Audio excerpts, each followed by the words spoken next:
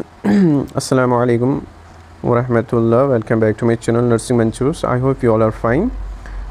तो आज की इस वीडियो में मैं आपको थोड़ा सा डिस्कस करूँगा पेपर जो आज एग्ज़ाम था बीएससी नर्सिंग 4th सेमेस्टर को, pharmacology, pathology first and genetics, pathology first, pharmacology first, pathology second, pharmacology second and genetics का।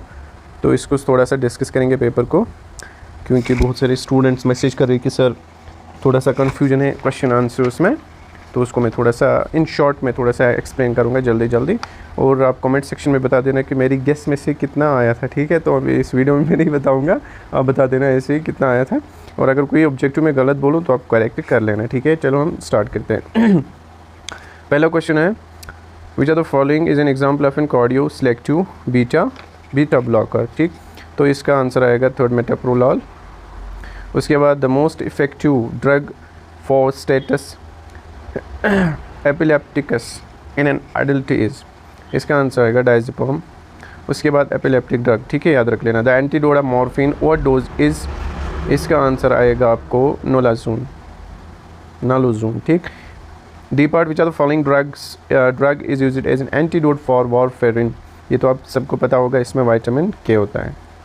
Which are the following routes of drug administration provides the fastest onset of action, ये तो सबने लिखा होगा, intravenous.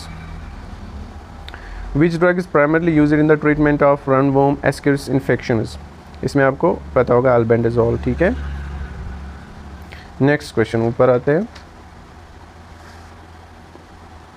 जी part इसका, which diuretic completely inhibits aldosterone and has the main side effect of causing hyperkalemia, इसमें आएगा spironolactone, इसका mechanism of action पढ़ लेना, वो समझ आएगा आपको। उसके बाद नेक्स्ट क्वेश्चन थोड़ा सा ब्लर आ रहा है आपको, मैं डिक्टेट करूँगा, आपको समझ आएगा। ऐसे टाइप क्वेश्चन एनाल्जेसिक्स मैंने दिया था, ठीक है, ओपियाइड एनाल्जेसिक्स भी दिया था, वो देख लेना आप गैस में, ठीक है, मैंने दिया था। एनाल्जेसिक्स आपको पता ही है, जो कि रिलीव पेन करते हैं, रिलीव, ठीक है।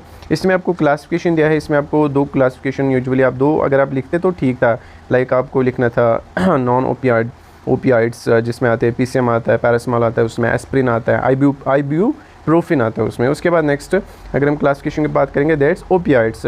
नॉन ओपियाइड्स मैंने बोला, ओपियाइड्स की एग्जाम्पल लिख लेना था आपको, मॉर्फिन आता है इसमें, और कोविडीन आता है, ट्रामाडोल आता है, ठीक है, जो कि ट्रामाडोल या ज़्यादातर हॉस्पिटल में यूज़ होते हैं ज्यूरिंग पेन, ठीक है, इन द लोअर एब्डोमेन, ठीक, यूजुअली वहाँ पे यूज़ होता है।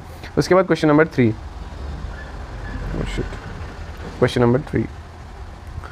हाँ, इसमें और एक तो पार्ट आता है, right briefly the pharmacological action, adverse effect and uses of aspirin. इसमें आपको क्या करना था, पहले एक्शन, अगर हम मैकेनिज्म ऑफ एक्शन की बात करेंगे, इट्स एनाल्जेसिक, ठीक है, एंटीपायरेटिक, एंटी इन्फ्लेमेटरी, एंटीप्लेटलेटिक है, ठीक है। उसके बाद एडवर्स इफेक्ट में क्या लिख सकते हैं आप, गैस्ट्रिक इरिटेशन होती है इसके, और क्या होता है इससे, ब्लीडिंग भी हो सकती है, ठीक है, एलर्जी भी होती है, या कभी कभार ये भी होता है, क्या बोलते हैं उसको, टेनाइट्स, ठीक है।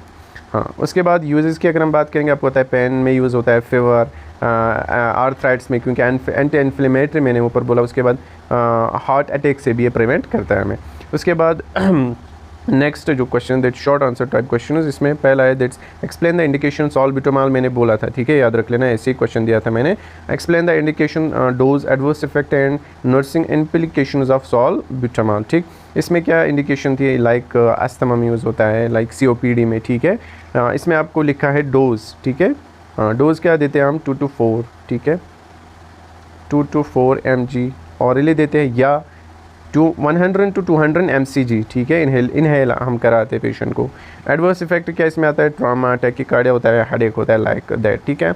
उसके बाद बी पार्ट, इसमें right different types of antiseptic solutions. देखो एंटीसेप्टिक सॉल्यूशंस, ये भी मैंने क्वेश्चन दिया था, ठीक है, ये नहीं बताना कि ये भी, ये तीनों मैंने दिए थे, एक तो एनाल्जेसिक्स, सॉल्बिटोमॉल मैंने दिया था, एंटीसेप्टिक दिया था, ठीक है। इसमें क्लासिफिकेशन भी मैंने टाइप्स भी बोले थे, ठीक, क्लासिफिकेशन ऑफ एंटीसेप्टिक क्वेश्चन मैंने दिया था, आप देख लेना वहाँ पे। इसमें आप अल्कोहल लिख सकते हैं, ठीक है, या वो भी हाइड्रोजन पेरोक्साइड, ठीक है, वो पोविडिन आयोडीन आई थिंक वो भी आता है इसमें, ठीक, एक्स्ट्रा। उसके बाद नेक्स्ट क्लासिफाई ओपियाइड्स आपको क्लासिफिकेशन, ये तो एनाल्जेसिक एंड ओपियाइड सेम ही था, लेकिन ओपियाइड अलग क्लासिफिकेशन आई थी आपको। Describe mechanism of action and therapeutic use of morphine, ठीक, अब यहाँ पे देखो अगर हम क्लासिफिकेशन की बात करेंगे, इसमें नेचुरल ओपियाइड्स आता है जिसमें मॉर्फिन आता है, इसमें सेमी सिंथेटिक आता है जिसमें हीरोइन आता है, इसमें आता है सिंथेटिक भी जिसमें ट्रामाडोल आता है, जो मैंने ऊपर बोला था आपको। ठीक, उसके बाद नेक्स्ट क्वेश्चन नंबर 4 की अगर हम बात करेंगे यहाँ पे शॉर्ट नोट ऑन, पहला क्वेश्चन है डिफाइन एंजाइना। ठीक, mention 2 drugs used in angina pectoris. Angina आपको पता ही है चेस्ट पेन होती है, इसमें 2 ड्रग्स आप लिख सकते हैं, एक तो आपको पता ही होगा नाइट्रोग्लाइसरीन और होता है आइसोसॉर्बाइड डिनाइट्रेट, शायद आप बता देना क्या मैं करेक्ट हूँ। ठीक है, आइसोसॉर्बाइड डिनाइट्रेट। ठीक, उसके बाद next name two antacid, से तो पता है आपको magnesium hydroxide and aluminium hydroxide, इसमें आप लिख सकते हैं। उसके बाद next C part define anticoagulant, से तो ईजी था। देखो ये जो आपका पेपर था ना, आज तक मैंने फार्माकोलॉजी का इतना ईजी पेपर नहीं देखा। ठीक है, सीरियसली स्पीकिंग आज तक मैंने इतना ईजी पेपर नहीं देखा फार्माकोलॉजी का। ठीक है, जितना आपको था, लेकिन फिर भी ये इट मीन्स क्या ईजी नहीं था, आप इसको आराम से लिख सकते, जिसने पढ़ा होगा उसको ईजी लगा होगा। मुझे ईजी लग रहा है इसीलिए मैंने पढ़ा है, फार्माकोलॉजी मैंने पढ़ी है। ठीक, अब उसके बाद नेक्स्ट हम देखेंगे पैथोलॉजी फर्स्ट एंड सेकंड। पहले हम देखेंगे objective, which cell is the primary hallmark of acute, इसमें आपका आंसर जाएगा न्यूट्रोफिल। उसके बाद नेक्स्ट इस्कीमिक हार्ट डिजीज़, हाँ ischaemic heart disease is commonly caused by, इसमें आएगा एथेरोस्क्लेरोसिस ऑफ कोरोनरी आर्टरी। देखो कोरोनरी आर्टरी इंपॉर्टेंट है, जो हार्ट डिजीज़ होती है ना, यूजुअली हार्ट अटैक जो आता है ना, या हार्ट फेलियर हार्ट अटैक जब आता है ना, तो वहाँ पे जो एथेरोस्क्लेरोसिस मतलब फेड डिपॉजिशन होती है ना, वो कोरोनरी आर्टरी में होती है।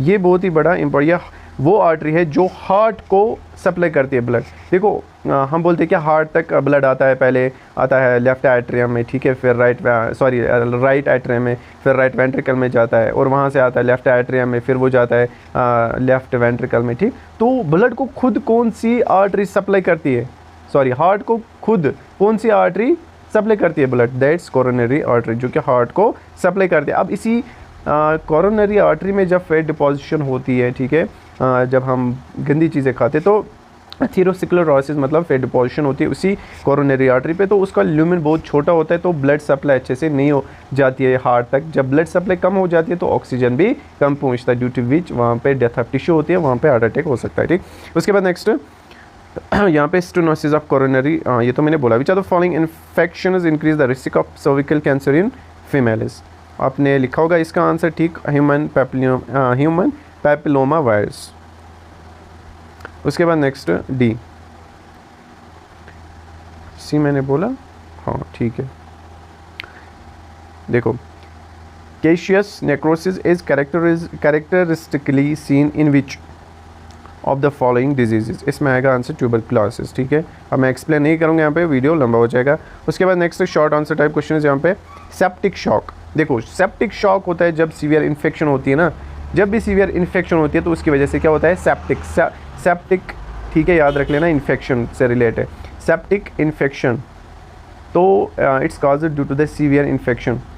ठीक, उसकी वजह से क्या होता है, लो होता है, बीपी आपका लो हो जाएगा और ऑर्गन फेलियर भी हो सकता है। ठीक है, इसमें अगर हम देखेंगे इसमें क्या फिर प्रॉब्लम होती है, फीवर हो सकता है इसमें, ठीक है, हाइपोटेंशन हो सकता है। ट्रीटमेंट अगर हम बात करेंगे, अब यहाँ पे इन्फेक्शन है तो एंटीबायोटिक्स देंगे, अब यहाँ पे शॉक है तो इसमें हम IV फ्लूइड्स देंगे, वेज़ोप्रेसिस देंगे, आई बात समझ, वो भी दे सकते हैं वेज़ोप्रेसिस। उसके बाद आप मुझे कमेंट सेक्शन में बता देना वेज़ोप्रेसिस क्यों हम देंगे। उसके बाद नेक्स्ट रूमेटिक हार्ट डिजीज़, ये तो आपको पता ही है, ठीक है, ये आपने पढ़ा होगा। उसके बाद बोन हीलिंग, इसमें आप 4 स्टेजेस आपको मतलब पता होगा, haematoma formation, soft callus, hard callus, ठीक है, उसके बाद बोन रिमॉडलिंग हो जाती है। उसके बाद next question number 3, very short answer type, analyst 4 causes of peptic ulcer. Peptic ulcer में जो मेन होता है लाइक H. पाइलोरी होती है, ठीक है, बैक्टीरिया H. पाइलोरी। ठीक, उसके बाद next non steroid anti inflammatory drug जो NSAIDs होते हैं उनसे भी होती है, या स्मोकिंग की वजह से, अल्कोहल की वजह से भी हो सकता है। ठीक है, उसके बाद नेक्स्ट क्वेश्चन ये हो गया B, define arthritis, inflammation of joints, ठीक है, आपको पता है। उसके बाद enlist 4 clinical manifestation of pyelonephritis, ये आपको पता है, इसमें फीवर होता है, ठीक है, इसमें पेन होती है, लेकिन वो वाली पेन उसको क्या बोलते हैं, फ्लैंक पेन होती है इसमें, ठीक है, बर्निंग यूरिनेशन होती है और फ्रीक्वेंट यूरिनेशन, ये 4 आप लिख सकते थे इसमें।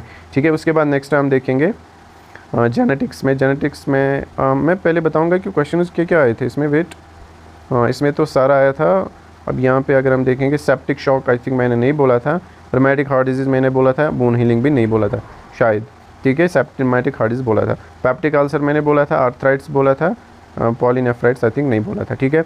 उसके बाद next haemophilia is an example of which genetic disorder, इसमें आएगा एक्स लिंक्ड रिसेसिव डिसऑर्डर। उसके बाद next in alternate form of gene that occupies the same locus on a specific chromosome is called the allele, ठीक है। उसके बाद next अगर कोई क्वेश्चन गलत होगा ऑब्जेक्टिव बता देना कमेंट सेक्शन में। उसके बाद smallest functional unit of genetic material in DNA is the, आपको पता है जीन होता है। उसके बाद नेक्स्ट जो व्हाट आर, ये इसी मैंने एज इट इज़ क्वेश्चन दिया था, ठीक है। What are neural tube defects and write down the role of folic acid in lowering the risk, ठीक है। देखो न्यूरल ट्यूब डिफेक्ट्स आपको पता है लाइक इसमें आता है स्पाइना बाइफिडा की अगर हम बात करेंगे, या एनेंसेफली, इसमें जो न्यूरल ट्यूब मेनली जो आते हैं वही आते हैं। और जो फॉलिक एसिड हम ये क्यों देते हैं, in order to prevent the NTDs neural tube disorders, ठीक है। उसमें आता है फिर impact of genetic disease on family, ठीक है, स्ट्रेस हो जाता है, बहुत सारी मतलब इम्पैक्ट पड़ जाते हैं। या जीन थेरेपी में हम क्या करते हैं आपको पता है इसमें हम ट्रीटमेंट करते हैं बाय रिप्लेसिंग या करेक्ट करते हैं फॉल्टी जीन, ठीक है। तो ये रहे आपका आज का पेपर कि इंशाल्लाह आपका नेक्स्ट पेपर भी अच्छा ही होगा। मिलते हैं नेक्स्ट वीडियो में, तब तक के लिए अल्लाह हाफिज़।